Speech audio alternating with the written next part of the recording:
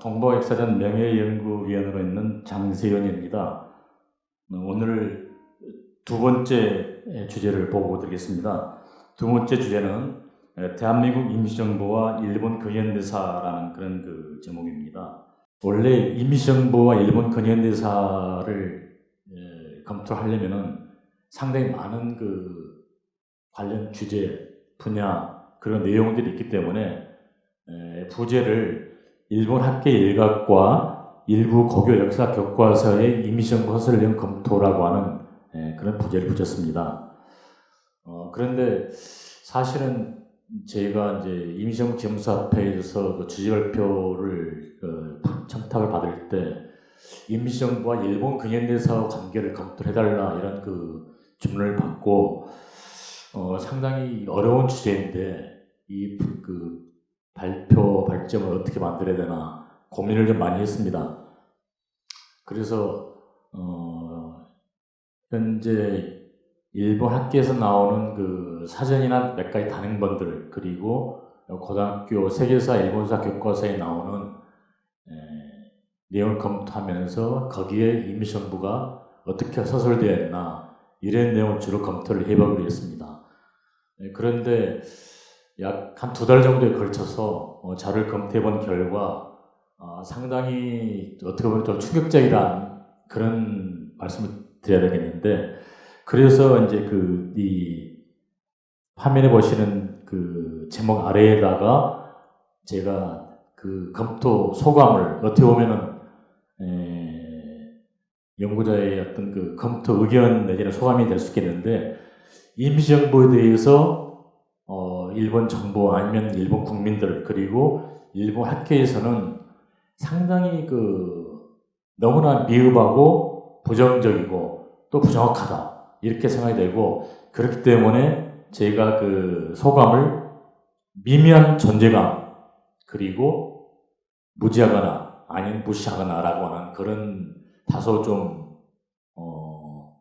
어떻게 보면 좀 썰렁한 그런 소감을 따옴표 붙여봤는데, 이것이 현재 제가 검토한 바로는 일본 정부나 일본 학계 그리고 일본 교육계에서 이 대한민국 임시정부를 바라보는 시각이나 인식이 아니겠는가 이렇게 생각을 합니다.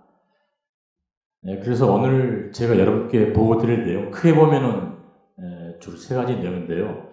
첫째는 기존 연구에서 별로 언급되지 않았던 조선총독부와 일본 정부의 대한민국 임시정부에 대한 인식과 방침을 간단히 검토하고, 그리고 임시정부가 일본 학계와 교육계에 어떻게 인식되고 평가되고 있느냐 이것을 검토를 하고, 마지막으로 결론으로 그렇다면 이러한 어떻게 보면 부정적인 현상을 어떻게 극복을 하고 바람직한 임시정부에 대한 올바른 인식을 도모할 수 있는 그런 방향으로 개선할 수 있을까 해서 끝에 이제 간단한 보고를 요약을 하고 몇 가지 제언을 해보는 그런 방향으로 정리를 해봤습니다.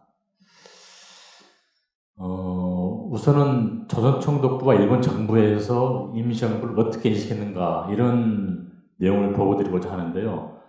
아마 많은 분들이 알고 계시겠습니다만은 조선총독부나 일본 정부에서는 대한민국 임시정부에 대해서 일체 정식 정부를 인정하지 않고 불법단체로 간주를 했습니다. 그래서 그 당시 소위 일제강점기에 조선총독부나 일본 정부에서 이 임시정부를 어떻게 표현했는가를 찾아보면은 용어가 크게 보면은 한 4가지 정도는 나옵니다. 첫째는 참칭가정부라고 하는 그런 내용인데요. 참칭이라고 하는 것은 외람되게 함부로 칭하는 명칭, 이게 참칭인데, 임시정부대에서 참칭가정부다. 말하자면 가짜 정부 또는 정식 조직이 없는 임시 정부라고 하는 의미에서 참칭가정부라는 의미를 썼고요.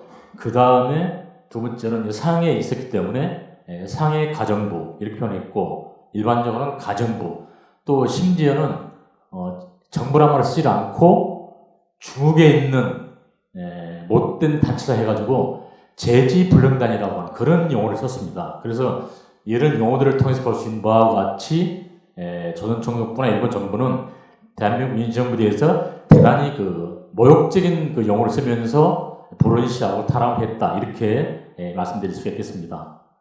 그래서 어떤 자료를 찾아보면은 심지어 조선 총독부 그 고위급 간부들은 상해에 대한민국 임시정부가 수립됐다는 소식을 듣자마자 바로 이렇게 표현한 것을 찾아볼 수가 있습니다. 인민의 선거에 의하지 않은 의원으로 국회를 만들고 토지나 인민을 갖지 못한 가정부를 조직하는 것은 차라리 어떻게 보면 그 웃음거리다. 이것을 이제 골개라는 말로 표현했습니다만 사실은 이것은 말도 안 된다. 이렇게 조롱적으로 이렇게 표현한 것을 찾아볼 수 있고 매우 부정적으로 이제씀을 알 수가 있습니다. 그러나 초창기에 이렇게 우습게 보고 가정부 또는 뭐 재제불량당 이렇게 불릴 정도로 임시정부에서 부정적으로 봤습니다만 이 임시정부가 승리 직후에 상당히 그 조직을 갖추고 다양한 활동을 전개하면서 독립운동을 전개해 나가자 이제는 그 총독부와 일본 정부는 임시정부를 경계하면서 여러 가지 다양한 탄압책을 강구를 했습니다.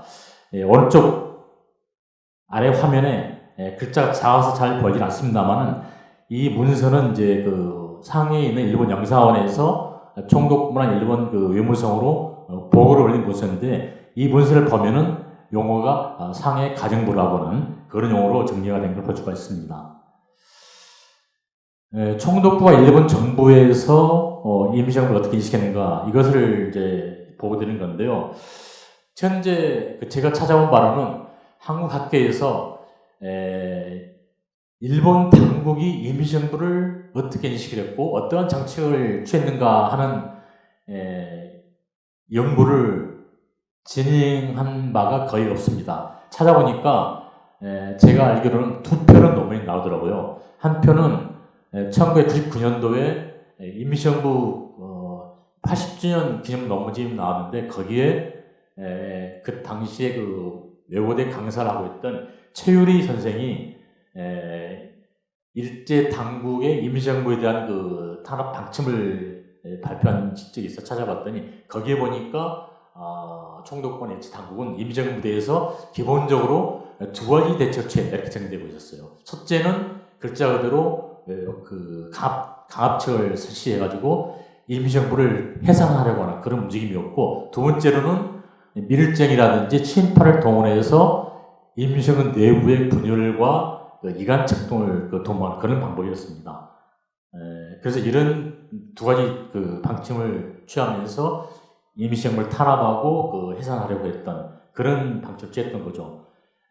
그래서 이제 3.16 직후에 3대 총독으로 여러분이 잘 아시는 사이토 마코토가 3대 총독을 취임하게 되는데 사이토는 1910년대 그 조선 총독의 통치가 이른바 무단 통치로 불리면서 우리 한국인들을 너무나 그 강압적으로 탄압하는 그런 정책이었다. 이렇게 비판하면서 자기는 그런 무단 통치가 아니라 조선인들에 대해서 그 다양한 그런 그 문화 정책을 실시하면서 온건한 대책을 취한다는 의미에서 소위 그 문화 정치를 표현했습니다만은 사실은 이 문화 정치 내용은 대단히 기만적이었습니다. 그래서 말로 문화 정치를 취한다고 했습니다만은 경찰서나 경찰관이 오히려 대폭 늘어나는 그런 그 결과를 초래했는데 그런데 재미있게도 이 총독 사이토 마코토는 이 임시정부에 대해서 굉장히 그 위험시하는 인식을 갖고 있었기 때문에 사이토는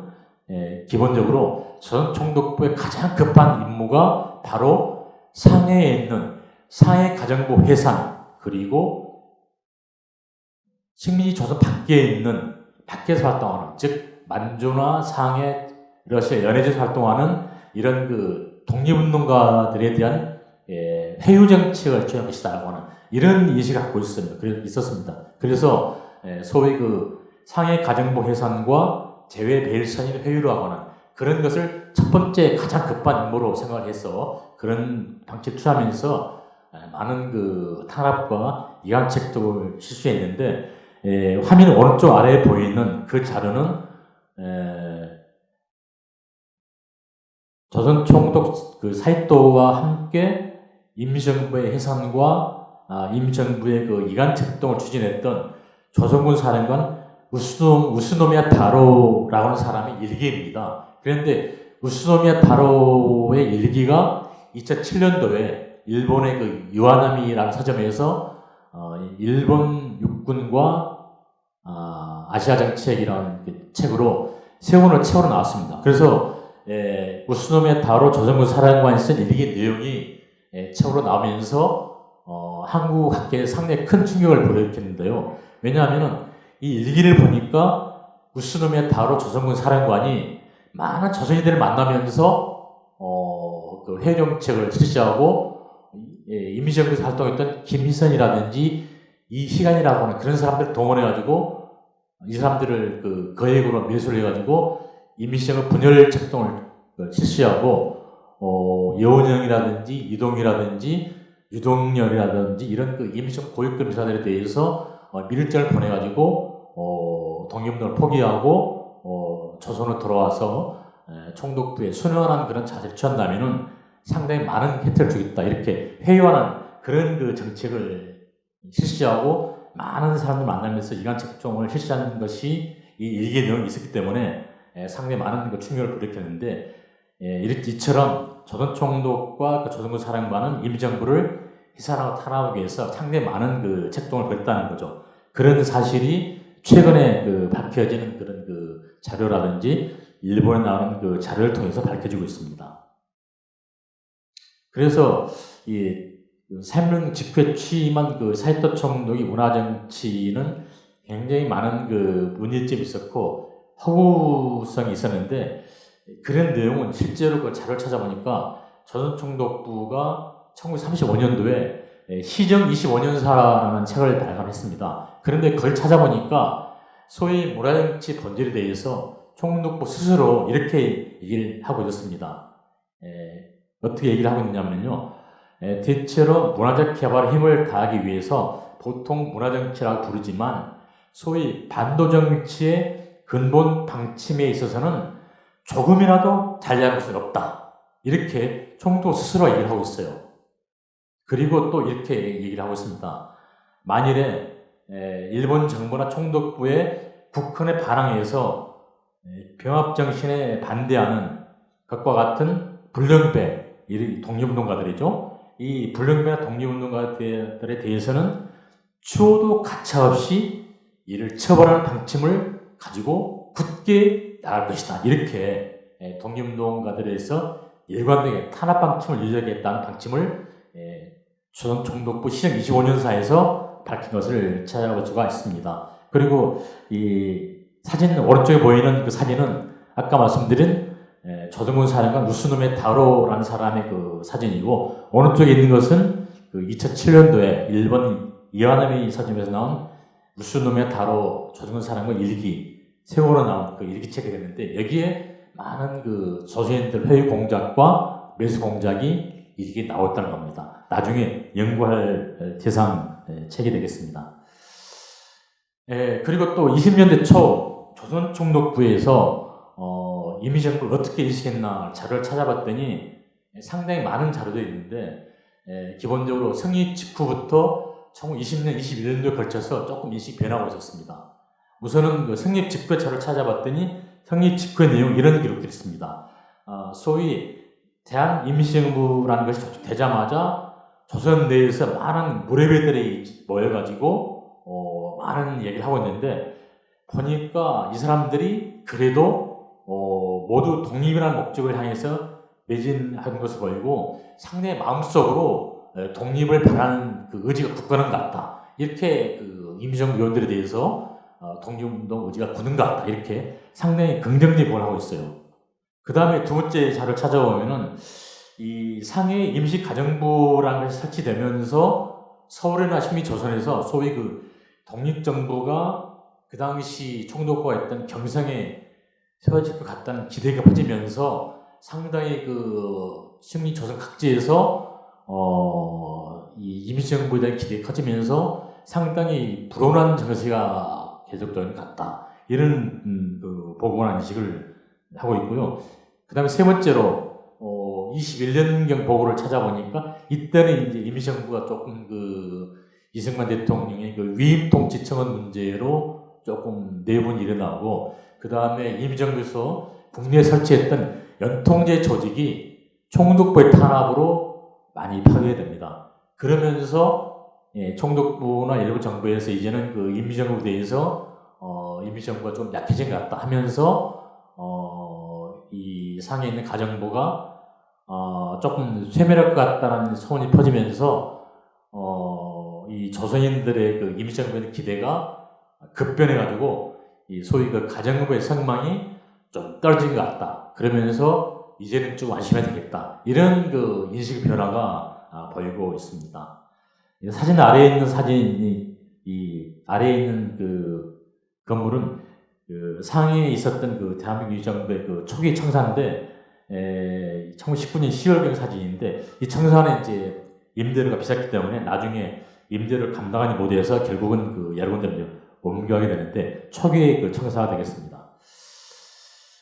그래서 이제 그 총독부 당국 인식을 보게 되면 초창기에 상당히 위협적으로 봤다가 시간이 흐르면서 그 임시정부가 이제 조금 위협이 덜하다 이런 식으로 변한 걸 볼 수가 있고, 그 다음에 일본인 연구자 가운데서 그 마스다 도시코라고 하는 사람이 있는데 이 사람은 총독부 경찰과 이 경찰 중에 그 독립운동에 대한 탄압이나 독립운동가들에 대한 그 어떤 그 방침 이런 것을 연구한 사람인데 이분의 연구 성과를 보니까 총독부에서는 초창기는 이제 임시정부를 상해 가정부로 칭하면서 굉장히 경계를 많이 했는데 나중에 보니까 이제 임시정부가 내분이 되고 일본이나 그 총독부의 탄압이 효과를 거두면서 국내 영향이 줄어들면서 임시정부에 대한 경계가 줄어들고 있다. 이런 그 연구 결과를 내고 있어서 그런 것들이 민정부의 그 총독부나 일본 정부의 총독부 인식을 이해하는 데 좀 도움이 될 것 같습니다. 그다음 두 번째로 이제 소절로 일본 당국과 상해 일본 총영사관에서 임시정부에 대해서 어떤 그 대응을 취했나 찾아봤는데 원래 그 일본 정부와 총독부에서는 해외에 있는 그 한국인들에 대해서 기본적으로 제외 한인들은 일본 시민들이기 때문에 일본 시민들에 대해서는 영사 재판권을 청구할 수가 있다. 이런 주장을 내면서 그 중국 당국이나 러시아 당국에 대해서 그 해외에 있는 한국인들에 대해서 일정하게 간섭할 수 있는 그런 권한을 내줬습니다. 그렇기 때문에 이런 일본을 당국의 탄압을 피하려고 했던 많은 독립운동가들은 중국이나 그 러시아에 그 귀화해가지고 중국 국적이나 일본 중국 국적이나 러시아 국적을 취득해서 일본 당국의 탄압을 피하려고 한 적이 있었습니다. 그런데 이제 그 상해에서 활동했던 독립운동가 가운데서도 상당수의 그 독립운동가들이 중국 국적을 취득했는데요. 대표적으로 우리가 잘 아는 그 안창호 선생 같은 경우도 중국 국적을 취득하고 있었어요. 그래서 나중에 이제 그 32년도에 그 윤봉길 여사가 홍콩공원에서 그 시라카와 대장 등을 그 폭탄 투척으로 처단한 그런 그 엄청난 특공 작전을 벌이게 되는데 그때 이제 그 상해 프랑스 당국에서 일본 영사관이나 일본 외무성의 압력으로 한국인을 체포하게 되는데 그때 이제 안창호 선생이 중국 국적을 갖고 있었기 때문에 문제가 됐습니다만 결국은 체포되고 말았는데요. 그런데 어쨌든 그 상해 일본 영사관이 실제로 대한민국 민주정부를 탄압하는 최일선 기관으로 들 수가 있습니다. 그래서 이제 그 김구 주석이 쓴 백분 일지도 찾아보면은 이런 구절이 있더라고요. 홍구의 외 영사관과 우리 경목은 대립 암투하였다. 이렇게 쓴 것을 찾아볼 수가 있는데 1919년부터 24년경까지 이제 김구 선생이 임시정부 경무국장 그리고 내무총장을 맡았기 때문에 결국엔 그 일본 영사관과 치열하게 대립하는 그런 입장이었는데 이 일본 영사관이 그 임시정부를 탄압한 많은 자료를 찾아볼 수가 있습니다. 그래서 몇 가지 자료를 찾아서 보고를 드려보면은 우선은 그 프랑스 영사관 측 자료들이 이제 그 최근에 국사편찬위원회에서 우리말로 번역을 해가지고 잘 제공되는데 거기에 찾아보니까 굉장히 재밌는 자료들이 많이 있었어요. 거기 보면은 이런 문서들이 있더라고요. 실제로 이제 그 프랑스 당국과 일본 영사관 당국은 의외로 굉장히 밀접하게 정보를 주고받으면서 프랑스 조계 안에 있는 임시정부 요인들과 한국인들 그리고 독립운동가들 동향을 매우 상세하게 파악을 하고 있었고 그 정보가 일본 영사관에 제공되고 있었다는 거예요. 그래서 실제로 이제 보시는 자료를 읽어보면은 이런 구절이 있어요. 이제 프랑스 조계 당국자가 하는 말입니다. 사실상 그들 한국인들이죠. 임시정부 요인들 독립운동가들인데 사실상 이들은 일본 시민으로서 보통 법의 이름으로 일본 총영사가 체포영장을 작성하기만 하면 마음대로 체포할 수 있습니다. 이렇게 보고를 하고 있는 겁니다. 이런 자들을 보면은 그 당시 상해에서 활동하고 있던 우리 독립운동가들이 임시정부 요인들이 얼마나 불안한 처지에서 독립운동을 정리하고 있는가를 찾아갈 수가 있습니다. 그리고 실제로 오른쪽 아래에 글자 자서 잘 안 보입니다만은 제가 갖고 있는 책을 찾아보니까 일본 학자가 쓴 책인데 오기노 후지오라는 사람이 외모선 경찰사 부제가 제르민 보호 지체와 특보 경찰 기능이라는 책인데 여기에 찾아보니까 32년 4월 인목밀려서 의거 이후에 상해 일본 영사관에서 상해 경찰 제2과를 신설을 해가지고 부영사 그리고 경부보 순사해가지고 10명을 지원해가지고 임시정부 요인 등 경무수석 등을 추적하는 그런 전담 임무를 맡긴 걸 찾아볼 수가 있어서 바로 이 상해 일본 영사관이 얼마나 치밀하게 임시정부를 탄압을 했던가를 잘 알 수가 있었습니다. 그 다음에 2장 3절에 임시정부와 프랑스 조계 당국에서 어떻게 일제 당국과 정보를 주고 받으면서 임시정부에 대해서 방치를 취했는 걸 찾아봤는데 여기에 보니까 실제로 이제 일본 수도인 도쿄에 프랑스 대사관이 있고 대사관 아래 공사가 있지 않습니까?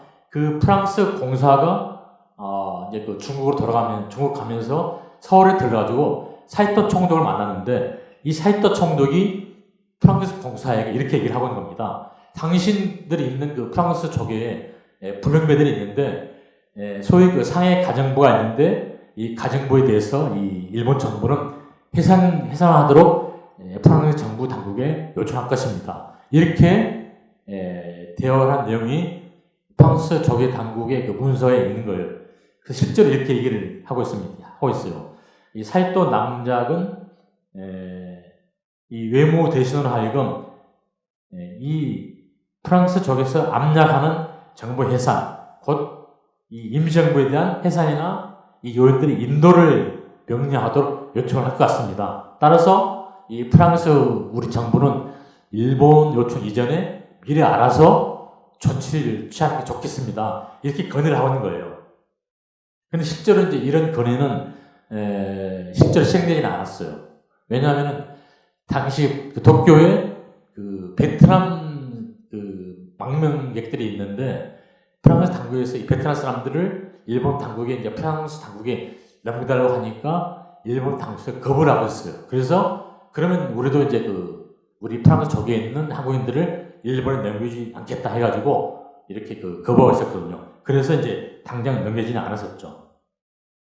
그래서 이제 이 화면에 보이는 이 자료들은 실제로 이 상해 일본 영사관에서 조선 총독부나 일본 외무성에 대해서 소위 상해 가정부의 요인들에 대해서 이 일본 정부의 요청을 받고 프랑스 당국에서 1919년 10월경에 실제로 임시정부 청사를 폐쇄를 하고 독립신문 인쇄기를 압수를 하고 해가지고 실제로 탄압을 한 그런 조치를 취했는데 그 내용을 상해 영사관을 파악을 해가지고 일본 외무성에 보고를 한 그런 문서입니다. 그래서 이런 자료를 통해서 상해 일본 영사관에서 굉장히 다양한 방식으로 탄압을 하고 있었다. 이걸 알 수가 있었습니다.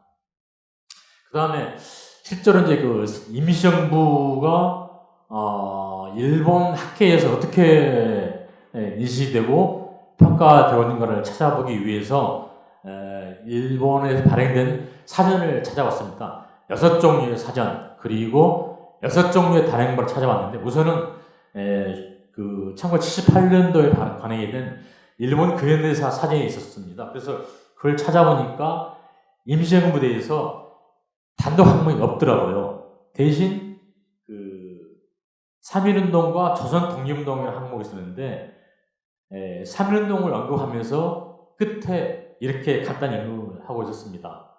일부 부르주아 민족주의자들이 3.1운동 중에 상해 대한민국 이정부를 조직했으나 조선 국내에 전혀 기초를 갖지 못했다.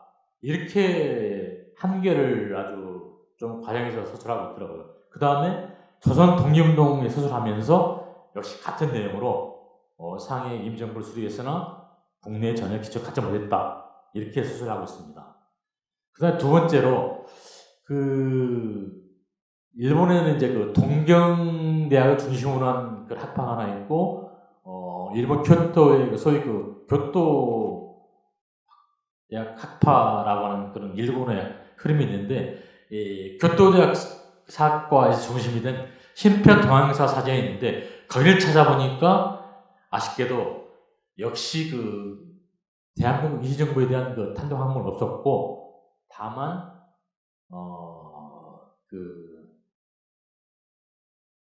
이승만이라고 하는 개인 인물을 설명하는 항목에서 아주 간단하게 언급을 하고 있었을 뿐입니다. 찾아보니까 이승만을 언급하면서 19년 상해 임시망명령부를 수립한 때 대통령이 되었지만 이 정부는 곧 해체되었다. 이렇게 전혀 사실에 맞지도 않는,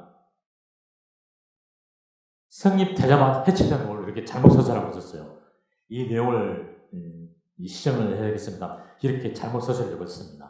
그 다음 세 번째로는 일본 정부 입장이 반영된 그 사정인데요. 외무성의 그 외교사령관이라고 하는 굉장히 많은 그 외교 문서가 소장된 기관이 있는데, 외무성 외교사령관과 일본 외교사 사전 편찬위원회에서 심판 일본 외교사 사전을 1992년도에 서술했는데, 여기에도 역시 대한민국 임시정부 단독 서술 항목은 없었고, 조선 독립운동 항목에 이렇게 서술되고 있었습니다. 비교적 상세한 내용인데요. 이 조선 독립운동을 집필한 사람은 모리다 요시오라는 사람인데, 이 사람은 경성제국대 사학과를 졸업한 한국통입니다. 그래서 그런지 비교적 내용이 자세하고 비교적 정확합니다. 읽어보면은 상당히 많은 내용이 있는데 이렇게 서술하고 있었습니다. 4월 상해 모인 독립운동자는 대의원 300명을 선출하여 의정원을 열고 대한민국 임시현장을 만들고 연호를 대한민국 원년으로 하고 아메리카에 있던 이승만을 국무총리로 하여서 임시정부를 조직했다. 그리고 연통제라고 하는 조선대로 행정의사를 전달하기 위한 연락망을 만들어서 조선대로 문서를 보내서 자금을 모집하는 한편 파리에서 열린 평화회의에 독립청원서를 보내는 운동을 시작했다. 서술하고, 그리고 이제 40년대 후반, 40년대 전반 임시정부의 활동을 비교적 상세히 적었는데, 제가 알기로 그 사전이나 단행본 가운데서 임시정부 활동을 이렇게 다양하게 서술한 내용은 없는 것 같습니다. 읽어보면은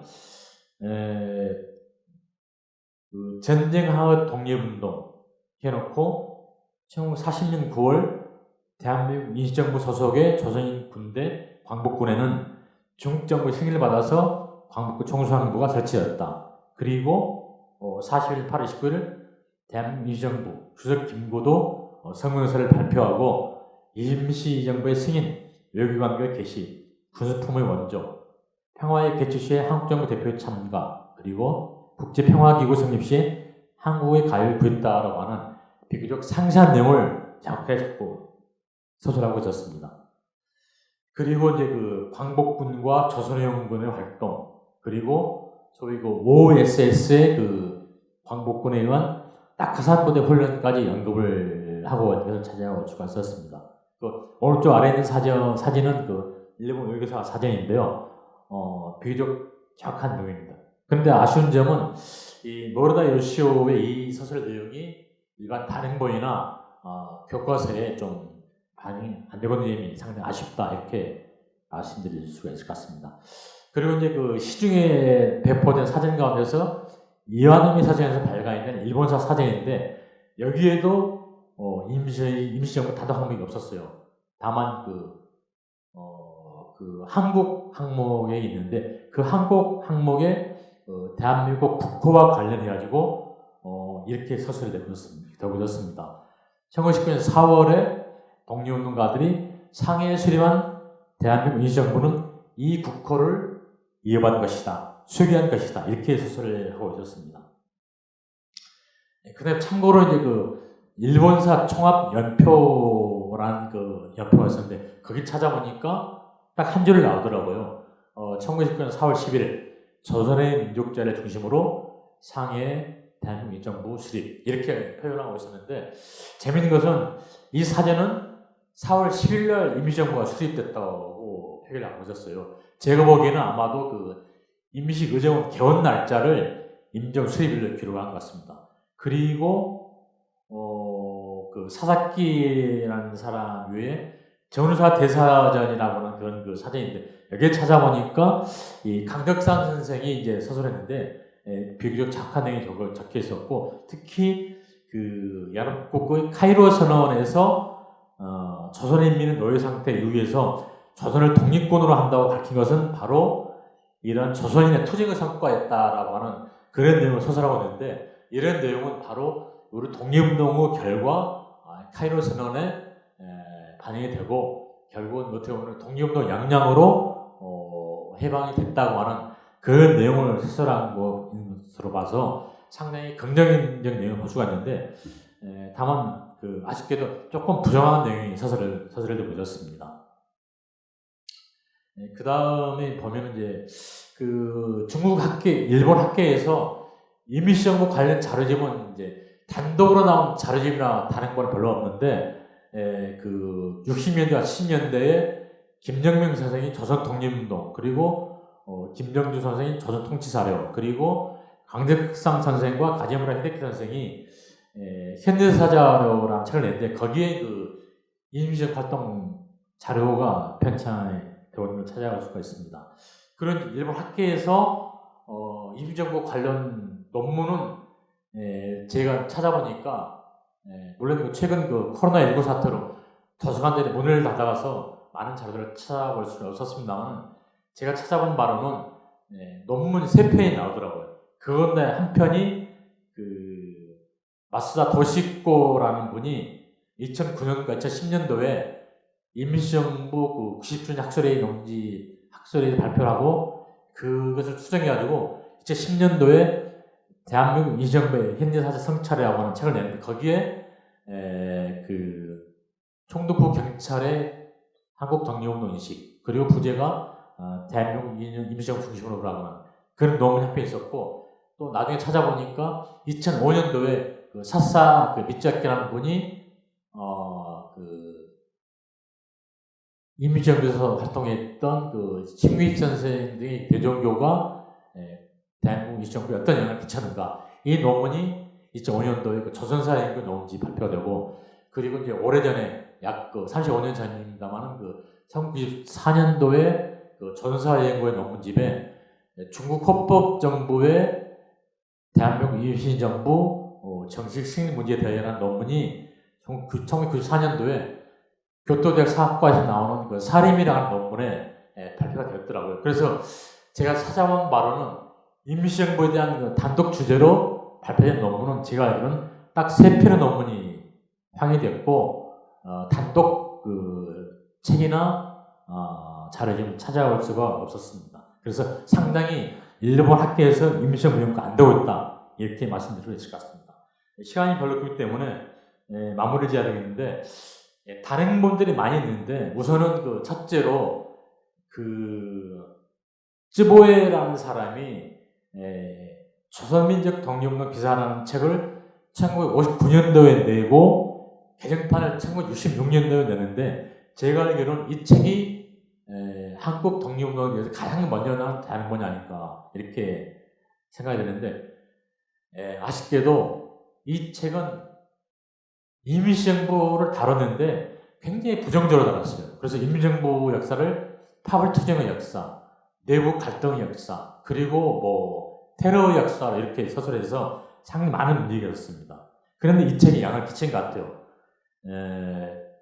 두 번째로 이제 그 사사키 하루다카라는 사람이 1985년도에 조선전쟁 전사로서의 한국 독립운동 연구라는 책을 냈는데, 이 책은 그래도 한국 독립운동사를 서술하면서 임시정부의 역사를 상당히 비중 있게 다루고, 한국 독립운동사가 임시정부 중심으로 서술이 돼야 한다고 그런 입장을 견지하고 있었는데, 서술 내용을 보니까 역시 임시정부 역사를 분열 유산 재건 그리고 테러 활동으로 보는 그런 시각을 보이셔서 아쉬운 점이 있었습니다.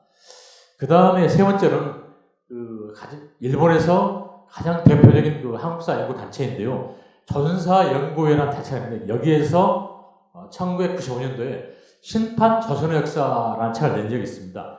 여기에 임시정부 역사가 상당히 서술되고 있었는데, 아쉽게도 상당히 한계를 지적하는 내용이 있고, 임시정부 활동을 강조하는 것이 아니라, 어떻게 보면 일본의 패전으로 식민 조선이 독립됐다고 하는, 어떻게 보면 약간 타율사고나 도추가 있는 그런 타율적 시각이 반영되어 있었습니다. 그걸 간단히 보고 되면은 성립 초기에 이렇게 서술하고 있더라고요. 전문 연구단체인 조선사연구회는 신판 조선의 역사에서 이렇게 서술했어요. 임시정부는 9월에 공화주의와 삼권 분립을 정한 임시헌법을 채택하고 국내와 연락 조직도 만들면서 기관지 동시문을 발간하는 등 활발한 움직임을 보였다. 그러나 1925년에 이렇게 서술하고 있는데, 1925년에는 아메리카사의 로비 활동에 시정하고 있던 이승만 대통령이 탄핵 판명되었다. 이하여 1920년대 중반기까지 임시정부 힘은 급속히 약해졌다. 이렇게 약간 부정적으로 서술하는 주가 있습니다. 그리고 40년대 전반기 활동 이렇게 서술하고 있었습니다. 1940년에는 한국 광복군을 조직하고 다음 해 일본에 선제포를 하고 군사훈련을 거듭하고 있었다. 이처럼 조선 내외에서 민족해방운동이 끈질기게 계속되어 일본에 큰 위협을 주고 있었다. 그러나 일본의 탄압도 격해져 조선 내에서는 본격적인 운동이 계획될 수 없을 정도로 곤기에 빠졌다. 이런 상태에서 1945년 일본이 포참 선언을 수락함에 따라서 조선은 식민 지배로부터 해방을 맞게 되었다. 이렇게 약간 좀 독립운동 한계를 지적하는 그런 아쉬운 내용을 서술하고 있었습니다. 앞으로 좀 개정판이 나올 때 한국 학계의 의견을 반영해서 좀 개정을 하지 않나 생각이 됩니다. 오른쪽 아래의 사진은 조선의 역사 책 사진이고요. 오른쪽 한국사연구연구 사진은 2011년도에 일본 조선사연구회에서 조선사연구 입문이라고 하는 한국사연구 안내서를 냈는데, 이 책 찾아보니까 놀랍게도 이 대한민국 임시정부를 연구하는 단행본이나 논문이 한 편도 없었습니다. 이런 아쉬운 연구 상황입니다. 그래서 일본 학계에서는 이제 아까 말씀드린 대로 딱 3편의 논문을 찾아볼 수 있었고, 그나마 이제 그래도 임시정부에 대해서 좀 긍정적으로 많이 서술하는 책은 제가 책을 들고 나왔는데요.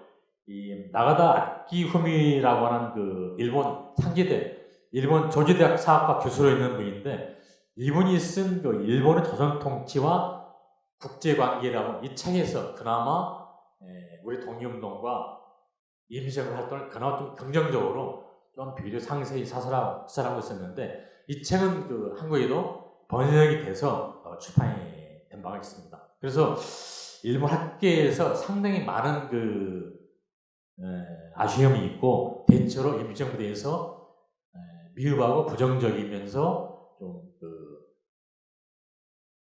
분열과 갈등의 역사를 서술하는 그런 흐름이 있고, 최근에 젊은 학자들은 다른 시각이 보입니다만 학계에서 많은 연구가 부진하고 아쉬움이 있다. 이렇게 정리를 할 수 있을 것 같습니다. 네, 시간이 별로 없기 때문에 마지막으로 일본 교과서에 어떻게 서술이 되고 있는가를 말씀드리겠습니다.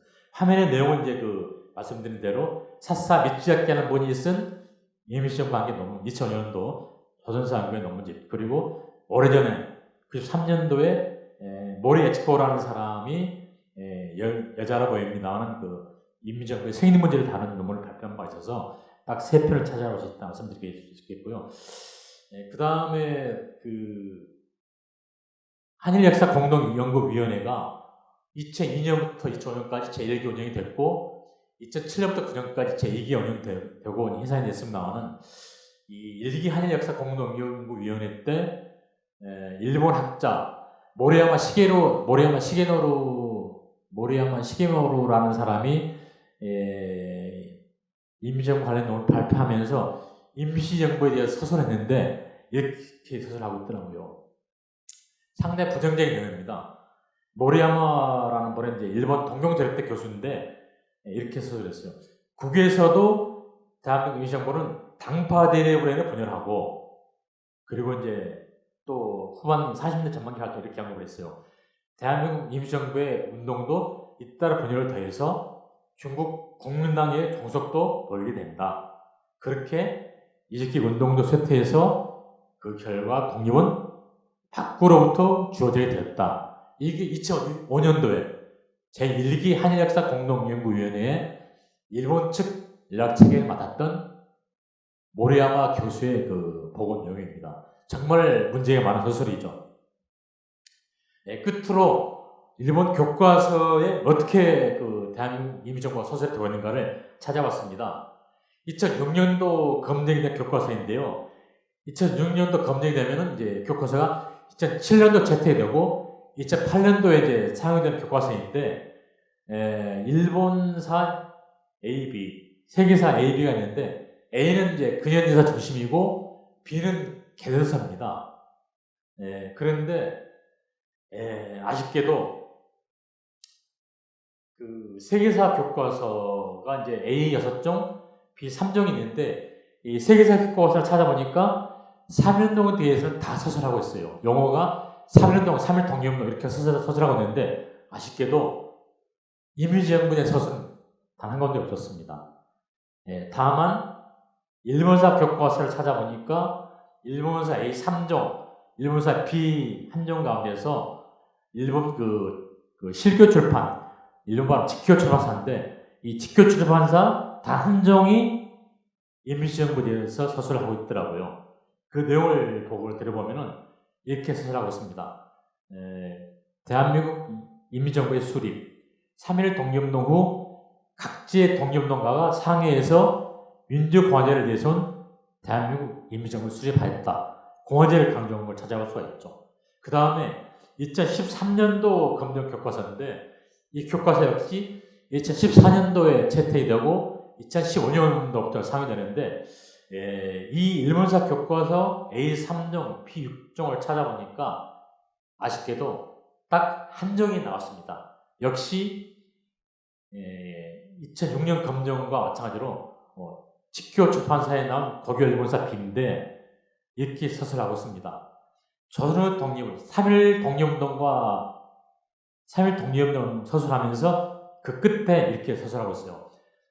조선의 독립을 목표로 하는 사람들은 상해에 대한민국 이정부를 수립하는 등의 독립운동을 계속했다. 딱 한 줄을 서술했는데 이걸 찾아볼 수가 있는데 이 내용은 안중근의 이대왕문 처단 그리고 30년대 사회주의 계열의 항일 무장 서술 내용에 비해서 매우 소력한 그런 내용입니다.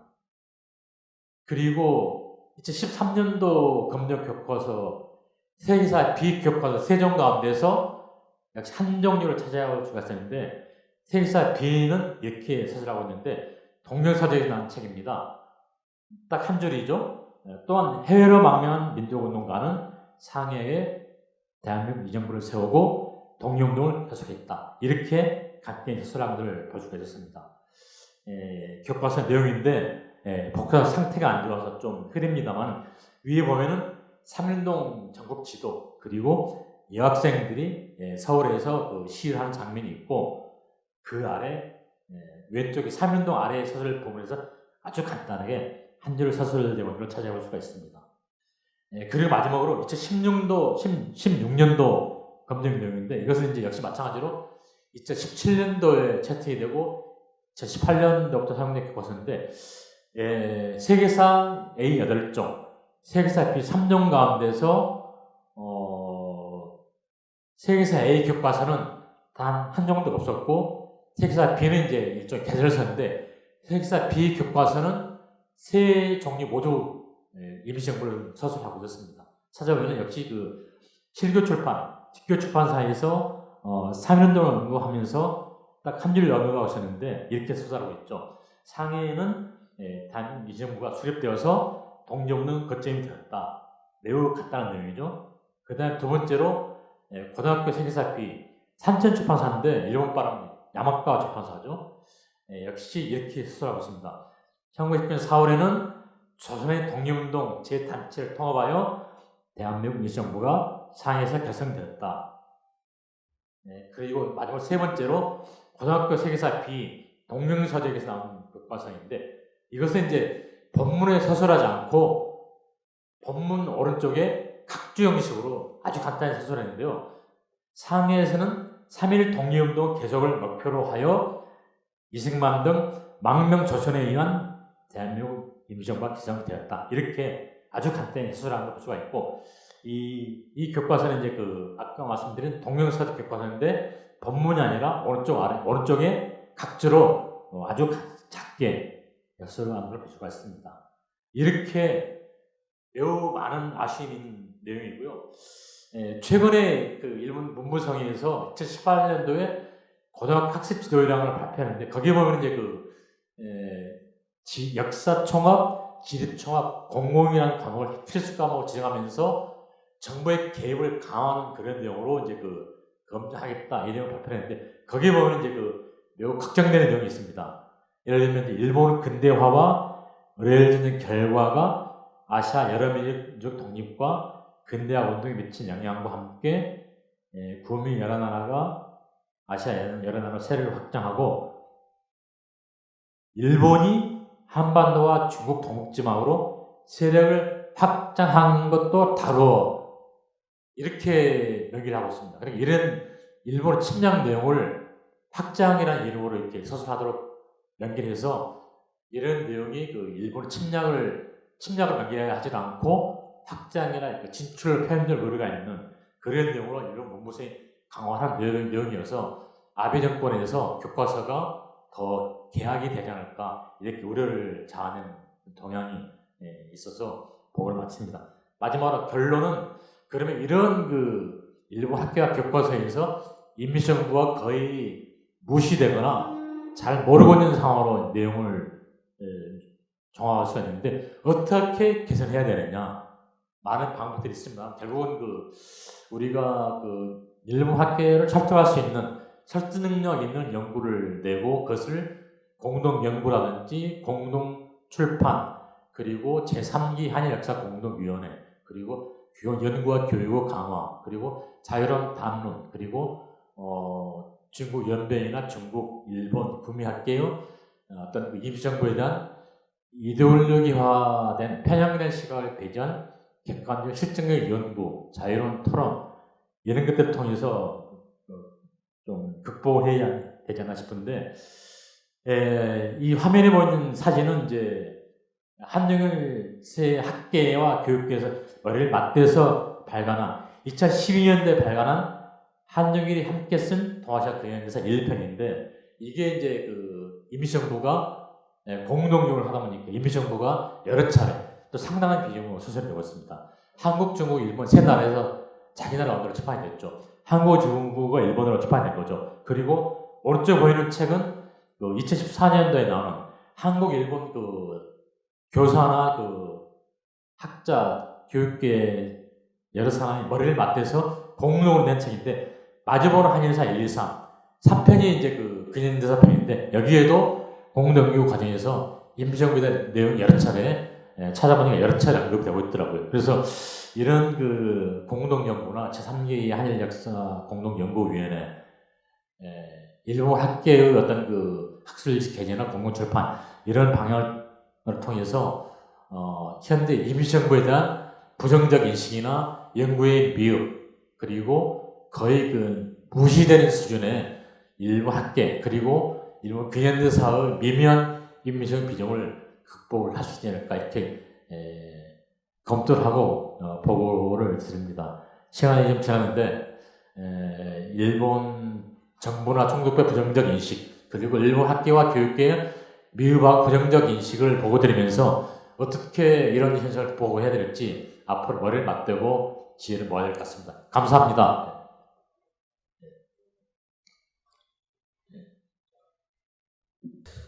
저는 이제 장세현 선생님의 이제 토론을 맡게 되었습니다. 사실 처음에 이 발표문을 받고 이 제목을 보면서 이 미미한 존재감, 무지하거나 아니면 무시하거나 이 글귀를 이제 보고 이걸 어떻게 받아들여야 되나 사실 처음에 약간 좀 당황한 면이 없지 않아 있었는데요. 저도 이제 여기에 대한 토론 내용도 좀 생각해 보고 단순히 이제 토론만 해서 될 것이 아니라 좀 내용적으로 좀 보강할 수 있는 것이 있을까 싶어서 조사를 조금 진행해 봤습니다. 그 조사를 좀 진행하고 나서 나중에 쭉 정리해 보니까 실은 고백하건대 이제 장세현 선생님의 이 어떤 아까도 계속 말씀하신 그 안타까운 심정에 상당 부분 이제 동감한 바가 좀 있었습니다.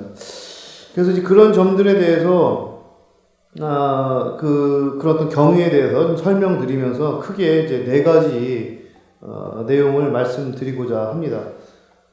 아시다시피 이제 장세현 선생님은 동북아 역사재단, 그 동북아 역사재단은 사실상 한일 관계의 여러 가지 어떤 역사적 갈등을 극복하고 화해를 모색하는 이제 최일선에 있는 기구이죠. 그래서 이제 뭐 현실적인 문제들을 담당하면서 거기에 대한 대안들을 마련하는 그런 이제 분이셨고 또 근대사회의 주요 연구자시기도 했습니다. 그런 여러 가지 시각과 또 이 정말 꼼꼼한 이제 분석들을 통해서 이 발표문을 만들어 주셨는데 이 내용들에 대해서 하나하나 지금 뭐 따져보는 것보다는 좀 더 보완해서 혹은 우리가 좀 더 생각해 볼 지점들을 한번 같이 얘기해 보는 것이 어떤가라는 생각으로 이 토론의 내용들을 좀 구성해 봤습니다.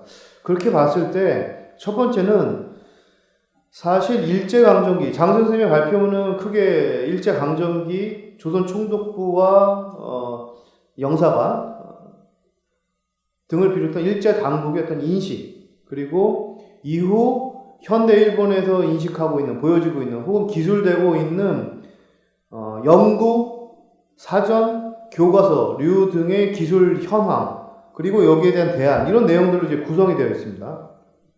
그렇게 놓고 봤을 때 이런 어떤 왜곡과 외면, 임시정부에 대한 왜곡과 외면, 뭐 혹은 이제 무시나 무지로 뭐 대체될 수 있을지 모르겠습니다.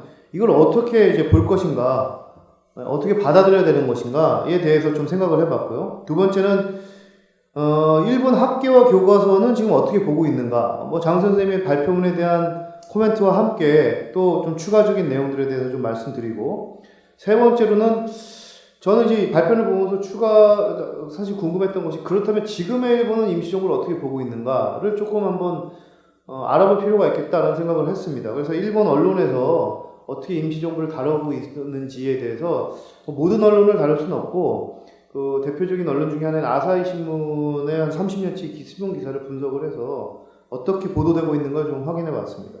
마지막으로 이제 그렇다면 임시정부에 대한 역사를 결국엔 우리가 이제 공유하고 보다 더 발전적인 한일 관계를 만들어 가야 될 텐데 그런 방안들이 어떤 것이 있을 것인가, 이렇게 내용을 구성해 봤습니다. 자, 첫 번째는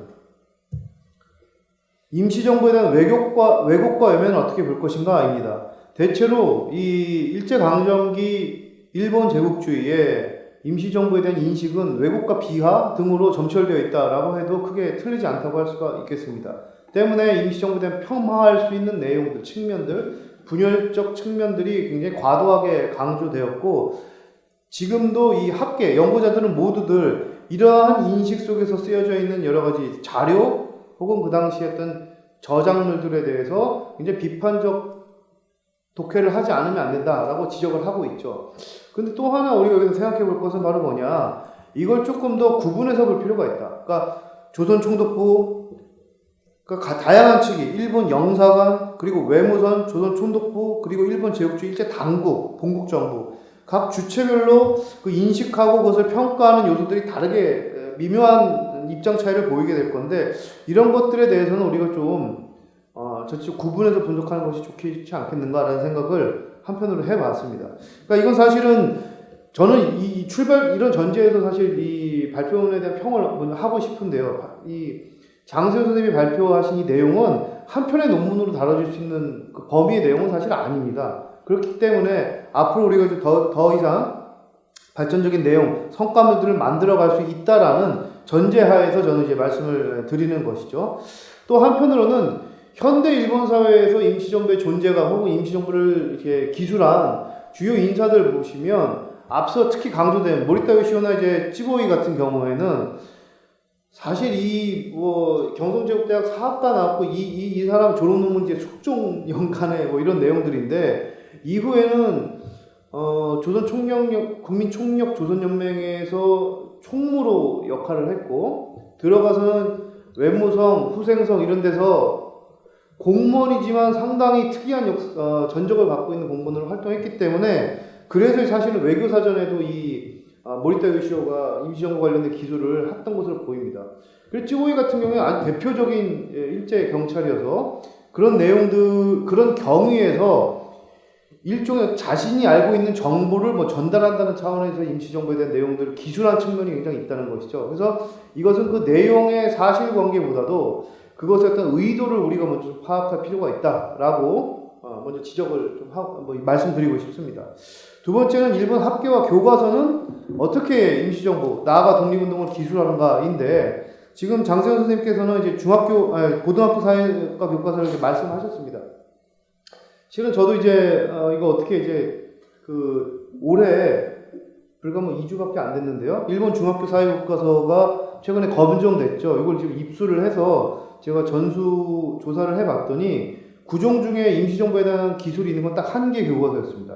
이 마나비샤 교과서에서 임시정부에 관련된 내용이 있는데 여기는 이제 독립을 요구하는 사람들이 모이고 중국 상해에서 대한민국 임시정부를 만드는 등 각지에서의 독립운동이 계속되었습니다. 라고 이건 그대로 이제 기술이 되었고 이러한 서술 경향은 지금 발표문에서 있는 직교 출판의 그 서술 경향과 크게 다르지는 않습니다. 다만 굉장히 제한적으로 여전히 이게 다뤄지고 있고 우리는 3.1운동과 3.1운동 못지않은 임시정부에 대한 기술이 교과서의 내용, 지면이나 내용, 분량으로 할애되고 있는 반면에 일본에서는 3.1운동에 대해서는 서술을 하죠. 그렇지만 임시정부나 다른 부분에 대해서는 여전히 다루지 않거나 굉장히 소략하게 다루고 있다라고 좀 정리해 볼 수가 있겠습니다.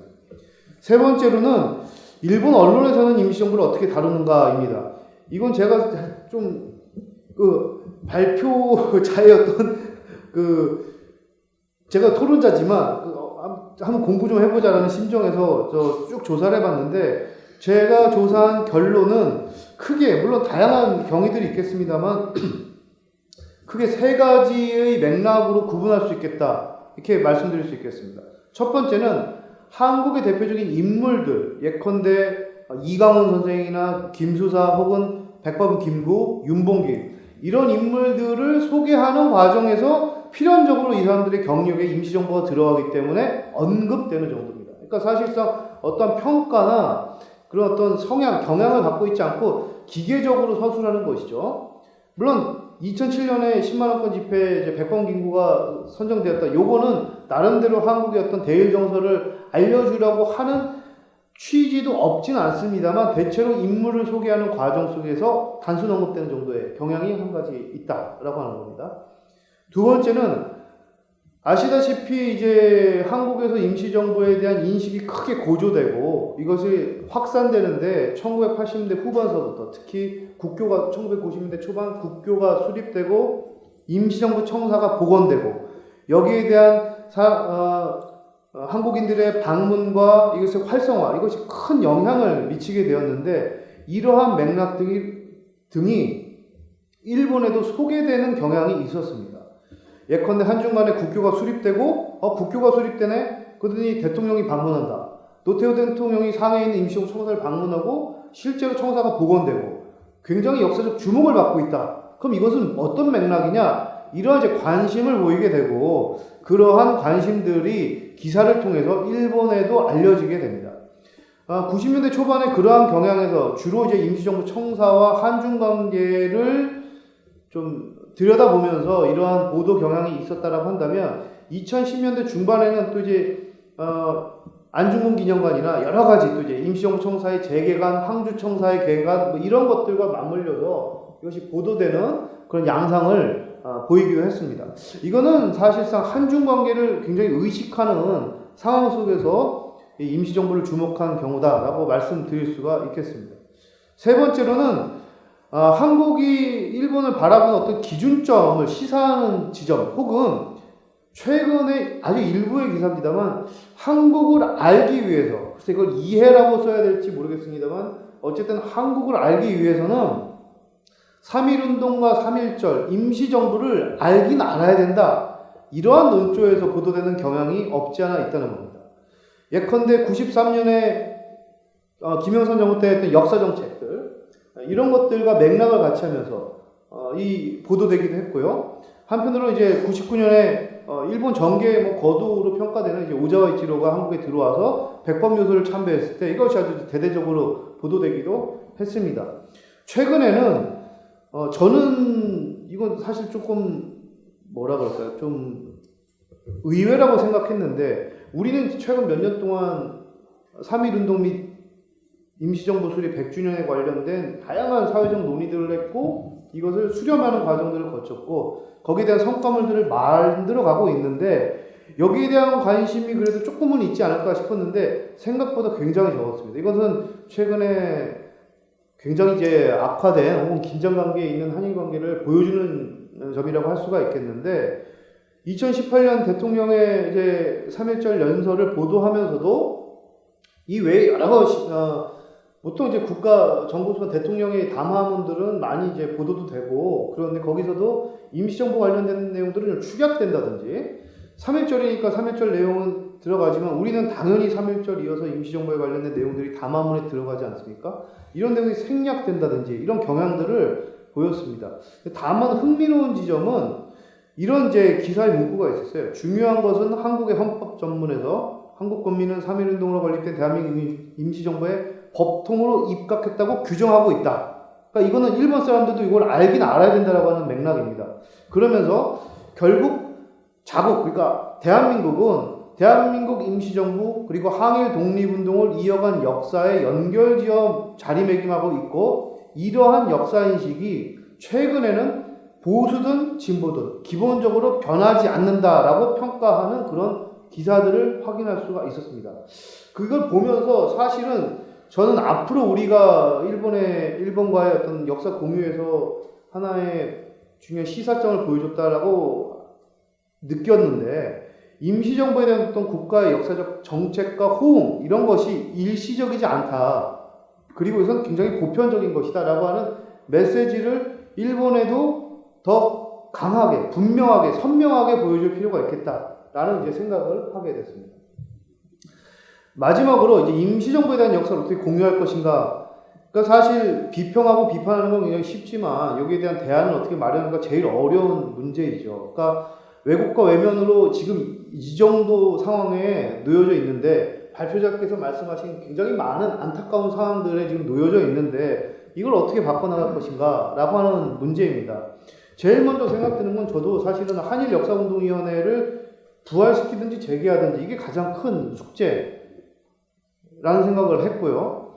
그리고 아시다시피 최근에 또 정부 간 논의 등이 쉽지 않은 상황에서 결국 이제 시민단체나 교육계에서의 교류가 물꼬를 틀 수밖에 없다라는 생각을 갖고 있습니다. 이거는 저 아니라 다른 분들도 아주 뭐 당연하게 생각하실 거라고 생각하는데 최근에 사실 시민단체, 일본의 시민단체의 어떤 활동 양상도 과거에 비해서는 좀 많이 힘을 잃은 것이 사실이고 또 그걸 앞서는 분들의 연령대도 굉장히 높아졌기 때문에 또 쉽지 않은 면도 없지 않아 있다는 생각이 들었고요. 한편으로는 일본 내에 있는 임시정부 그리고 이제 독립운동 관련된 사적지를 우리가 굉장히 적극적으로 실용주의적 차원에서 접근해서 활용을 해야 된다. 그러니까 중국 내에 있는 사적지는 우리가 많이 활용하고 그것이 한중 관계, 한중 교류의 실질적인 어떤 역할을, 윤활유 역할을 하는 것이 사실이지 않습니까? 그러니까 그러한 측면을 감안해서 일본과의 역사 교류를 물꼬를 틀 수 있는 것들을 좀 활성화시켜서 발굴하고 활성화시키는 좀 적극적으로 나설 필요가 있다. 그러면서 일본 내에서도 일본 내에 이런 독립운동 유적들, 한국 사람들이 많이 찾아오는 유적지가 있다는 것을 생각하게 되고 그것을 통해서 교류의 어떤 기점들을 만들어 나가는 것이 필요하지 않은가라고 생각하면 결국 일본 사람들도 이 임시정부의 역사, 독립운동의 역사가 저 사람들만의 역사가 아닌 일본 안에서도 전개된 역사이다라고 좀 받아들여지게 될 좀 여지도 없지 않아 있다라고 좀 생각을 하고 있습니다. 이러한 다양한 노력들, 여기서 다 언급할 수는 없습니다만 이러한 노력들을 기울여야지만이 결국엔 지금 험난한 한일 관계가 사실 걸어가고 있는 것이 사실인 건 불명하지만 그럼에도 불구하고 우리는 이제 바람직한 관계, 동아시아 평화, 세계 평화를 가는 길로 우리가 접어들 수 있지 않은가, 더 늦기 전에라도 연대의 불씨를 좀 살려나가야 되지 않을까라고 생각을 했습니다. 이상으로 장세호 선생님에 대한 발표문의 토론을 마무리하도록 하겠습니다. 감사합니다. 이 황성익 교수님 토론이 정말 내용이 정말 좋을 뿐더러 제가 미처 검토하거나 창안하지 못했던 그런 내용을 많이 담고 있어서 정말 토론으로 모시를 잘한 것 같습니다. 우선은 제가 생각하기에 그 부제를 너무 부정적으로 붙이지 않나 걱정을 많이 하고 실제로 정말 이 임시정부와 일본 현지사 관계를 검토를 할 때 이 글을 보시거나 발표를 보고 들으시는 분들은 충격을 받지 않을까 이렇게 걱정도 했는데 제 소감으로는 정말 그런 생각이 들더라고요. 검토 결과 적어도 일본 근현사에서 대한민국 임시정부는 너무나 존재감이 없다. 그리고 그 원인을 따져볼 때 임시정부는 너무나 모르거나 아니면 무시하거나 부정적으로 인식하고 있다는 생각이 있어서 부제를 그렇게 붙였는데 참 그게 제가 볼 때는 아주 객관적 현실인 것 같아요. 그래서 일단 황성익 선생님께 토론 내용에 대해서 정말 감사드리고 앞으로 저는 물론이고 한국 학계와 교육계 그리고 임시정부 기념사협회 아니면 정부에서도 이 황성익 교수가 오늘 토론으로 이 제안한 내용을 좀 깊이 좀 음미해야 할 것 같아요. 저 개는 물론 이 내용을 정말 유념해야 되겠습니다만 우선 첫째로 지적한 내용이 이제 임시정부에 대해서 이런 왜곡과 인식을 주체별로 시별로 나눠서 분석해야 한다는 내용은 정말 타당한 지적이고요. 제가 워낙 시간도 없고 주제가 워낙 포괄적이어서 주체나 시기별로 구별하지 못했고 또 나름대로 특징이 있거든요. 조선총독부나 일본 정부, 일본 외무성, 기타 많은 일본 정보 그리고 실제 실무 관료 보는 사람에 따라서 많은 자료나 시각이 있는데 그것을 미처 다루지 못했습니다. 그래서 앞으로 기회가 된다면은 논문을 본할 때 주체나 시기별로 시각을 주체별로 시각을 분리해가지고 지검토를 해보도록 하겠습니다. 감사합니다. 그리고 아까 다른 번 가운데서 쯔보이의 조선민족 독립운동 비사 그리고 일본 외교사 사진에 실린 모리다 요시오의 글 이런 글들이 이제 쯔보이라는 사람은 일본 경찰 출신이고 모리다 요시오는 이제 그 당시 엘리트였던 경상 지역적 사학과 출신인데 이 사람들의 의도가 사실은 내용은 상당히 부정적이거든요. 근데 의도가 한국 독립운동을 소개함으로써 일본에 있는 조선인들의 어떤 과거를 알아내겠다. 그리고 한일 협정이 논의가 되었는데 그때 실무적 도움을 좀 얻어야겠다. 그리고 조선인들의 독립운동을 알므로써 조선인들을 이해하고 일본 현대사에 일본인들에게 실질적으로 어떤 도움을 줄 수 있을까 이런 고민들이 이 책에 숨어 있거든요. 그래서 이런 그런 의도들을 좀 더 분석하고 검토해서 반영하도록 하겠습니다. 두 번째로 일본 학계와 교과서가 임시정부와 독립운동을 어떻게 이끌어갔는가를 사실은 이제 바로 3월 말이죠. 3월 24일경에 일본 정부의 일본 문부성에서 중학교 사회교과서 검증 결과를 발표했는데 사실은 그 결과를 내가 검토하지 못했어요. 시간도 없고 반영할 여유가 없어서 반영하지 못했는데 오늘 황생 선생이 오늘 토론문에서 일본 중학교 교과서 압종 가운데서 단 한 정 서술하고 있다. 그리고 그 내용도 이제 흐름을 보게 되면 이제 3인동을 서술하면서 끝에 임시정부를 간단히 서술을 하고 있을 뿐이어서 기본적으로 고등학교 교과서 2006년, 2013, 2016년 검정 교과서의 그 흐름과 맥을 같이 하고 하면서 판단이 됩니다. 그래서 기본적으로 큰 흐름 달라지고 있지 않은데 고민은 바로 이제 그 중학교 검정 교과서 내용을 또 검토를 해가지고 그 내용을 분석하면서 어떻게 그 중학교 교과서에도 임시정부나 한국 독립 내용을 더 많이 더 정확하게 반영해야 될지 함께 고민해야 되고 그런 고민들을 앞으로 연구 성과에 수정 정보원 연구 성과에 반영을 하도록 노력을 하도록 하겠습니다. 그 모리다 요시오에 대해서는 사실은 황생 선생이 그 국민대학교 한학논청에다가 모리다 요시 활동을 분석 논문을 발표를 했는데 제가 그 논문을 미처 보지를 못했습니다. 앞으로 이 연구 성과를 논문으로 발표한다면 황생 선생이 그 연구 성과를 참고해서 모리다 요시오에 대한 그 분석을 부터 반영해서 컨트롤을 하도록 하겠습니다. 그리고 세 번째, 바로 그 일본 언론에서 임시정부 어떻게 인식하고 있는 문제는 아마 오늘 이 자리에서 처음으로 이 황생 선생이 아사히신문에서 그 임시정부 관련 내용을 30년 정도 내용을 한 30여 건이 있다 이렇게 검토해가지고 발표를 했는데 제가 알기로는 이제 일본에서 유력한 기관이 4종류가 있거든요.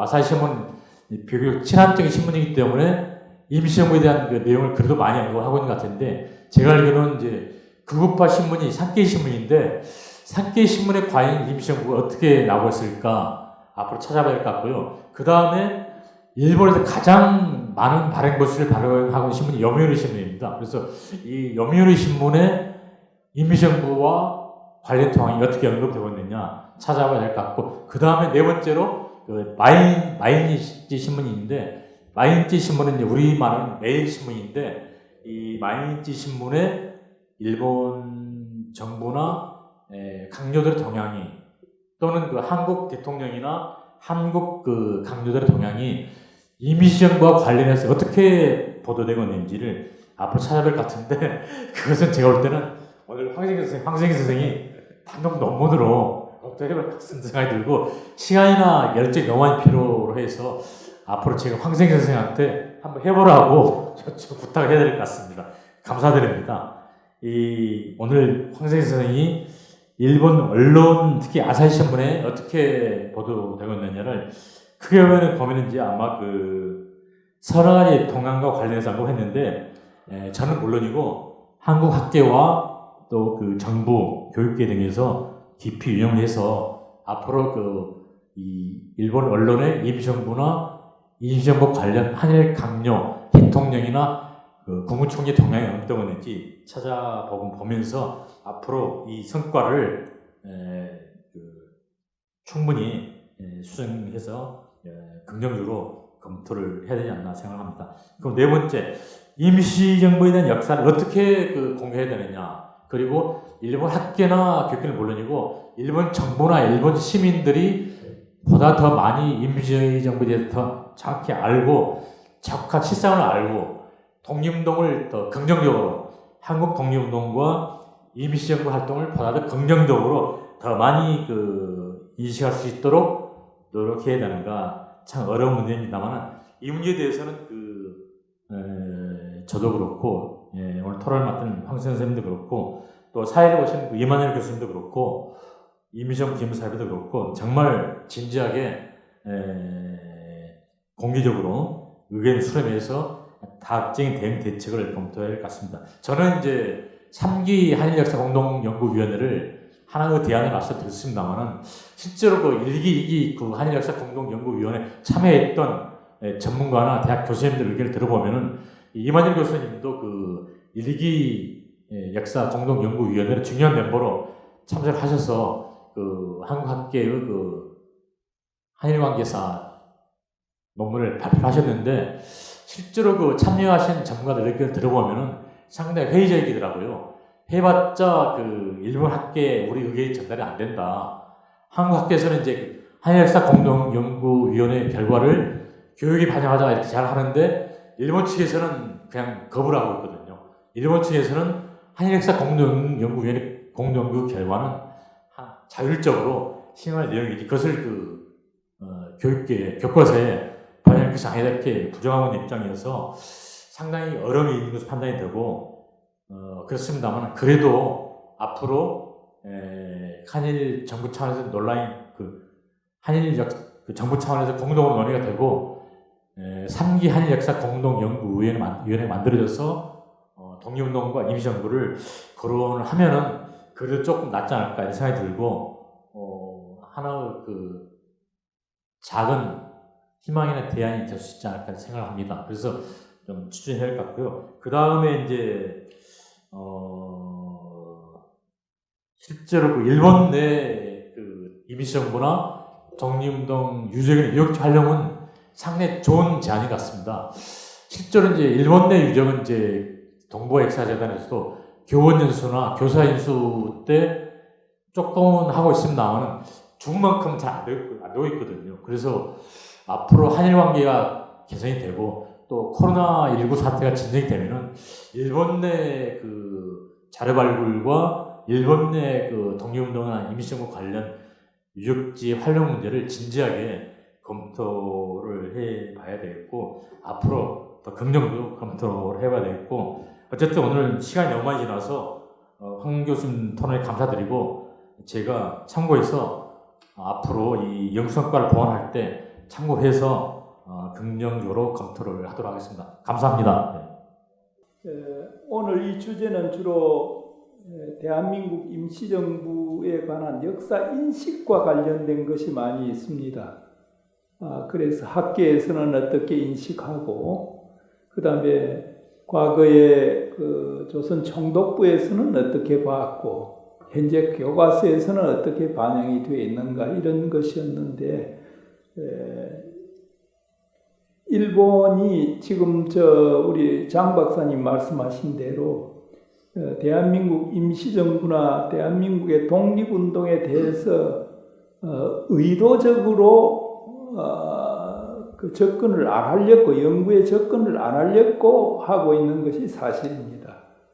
제가 그 한일 그 역사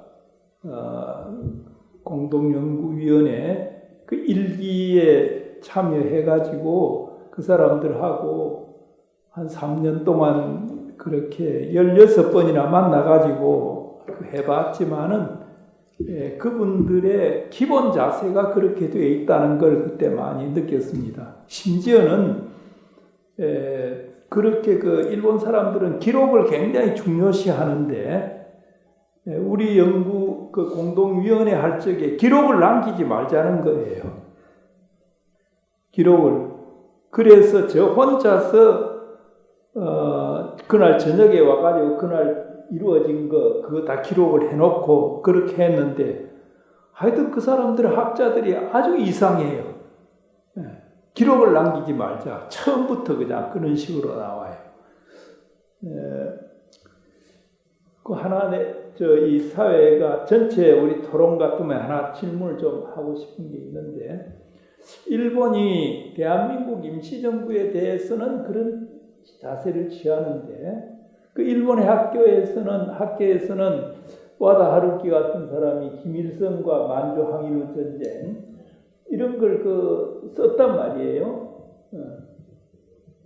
이제 거기에 비춰서 보면 왜 대한민국 임시정부에 대해서는 전혀 그런 연구가 나오지 않느냐 하는 질문을 하나 하고 싶거든요. 혹시 뭐 기억이 나시는 게 있으면 말씀해 주시고 지금 시간이 너무 지나버렸기 때문에 뭐 안 그러면 과제로 그냥 푸시고 다음에 하셔도 좋을 것 같습니다. 예, 제가 간단히 말씀드리면요, 제 소감으로는 기본적으로 그 김일성이나 그 만주 파치산에 대해서는 그래도 조금 연구를 하고 있고 서술 내용이 조금 있거든요. 그런데 일본 학계에서 볼 때는 임시정부에 대해서 그냥 그 실제로 성과가 없고 그냥 뭐 상해 있는 그 대중과 유리된 사람들 모여서 한 단체 이렇게 보고 독립운동에 대해서 그렇게 큰 기회가 없다 이렇게 부정생각하는 면이 있는 것 같아요. 그래서 연구가 별로 없는 것 같아요. 그래서 이제 실제로 이제 임시정부를 너무 과소평가하는 거 아니냐 이런 생각이 들더라고요. 그래서 그런 점에서 별로 연구가 안 되는 거 아니냐 이런 생각이 들어요. 예, 좀 더 앞으로 우리 과정 좀 예, 아까 우리 상 박사님 몇 가지 이제 임시정부 인식의 확대를 위해서 이런 걸 좀 하자, 이렇게 해야 된다 하는 걸 말씀을 하셨는데, 그 한일역사공동연구위원회 때도 그 얘기가 다 나왔습니다. 나와도 이 사람들이 말 안 들어요. 그렇다고 해서 이쪽 우리 한국사 쪽에서 또 열심히 하느냐, 그것도 아니고, 그런 것 같습니다. 좀 결론이 하지만은 이 정도에서 하도록 하겠습니다. 두 분 수고 많이 하셨습니다.